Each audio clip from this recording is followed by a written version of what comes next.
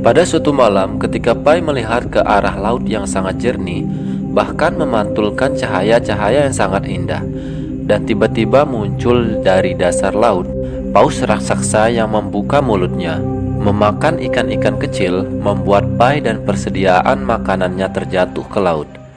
Dikala bahan makanan menipis, kejadian tidak terduga terjadi. Kawanan ikan terbang yang dikejar oleh ikan tuna lari melewati sekoci. Harimau mencoba mendapatkan makanan ikan terbang dari kesempatan itu.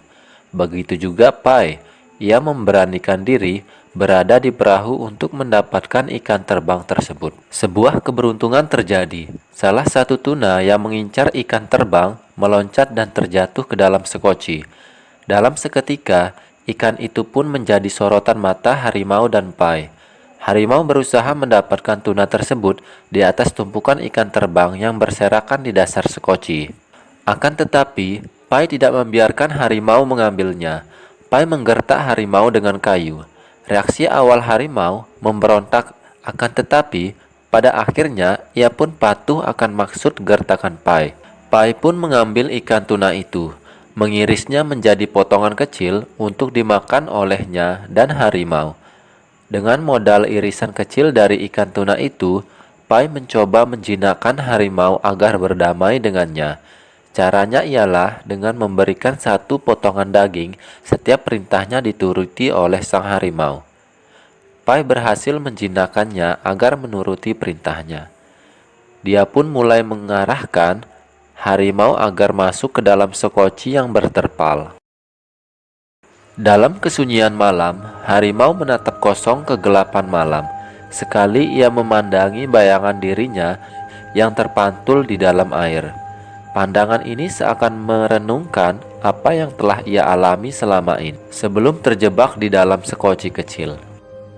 Di sisi lain, Pai memperhatikan tingkah harimau, mencoba bercengkerama dengan harimau agar ia tidak merasa kosong dan hampa.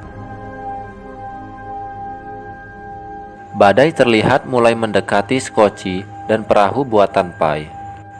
Pai pun mempersiapkan diri menghadapinya. Petir menyambar laut sekitar sekoci. Beruntung mereka berada di atas sekoci sehingga terhindar dari bahaya sengatan listrik. Bersama badai, cahaya terkadang mengintip dari balik kumpulan awan hitam kelam. Pai merasa ini adalah sebuah keindahan yang ingin ia bagi bersama harimau. Namun sayangnya, harimau takut dengan badai yang terjadi. Melihat hal tersebut, Pai kesal dan berteriak kepada Tuhan, mengapa dia menakuti harimau ini. Habis berteriak, Pai mencoba menutup kembali perahu dengan sekoci agar harimau merasa aman. Harimau dan Pai terkulai lemas di atas sekoci di bawah lindungan terpal. Badai pun mulai berlalu. Tetapi keadaan seperti sudah kritis. Baik lagi Pai dan harimau, Pai mencoba memangku harimau yang sudah lemas. Pai yang baru saja sadarkan diri setelah badai menerjang, mendapati perahu tanpa sang harimau. Pai dan harimau terdampar di sebuah pulau yang hanya berpenghunikan hewan sejenis tupai dan bervegetasi lebat. Pai dengan tubuh lemas mencoba mengambil makanan berupa rumput dan batang di tepi pulau itu. Tak lama setelah tenaga terasa pulih, Pai baru mengelilingi pulau.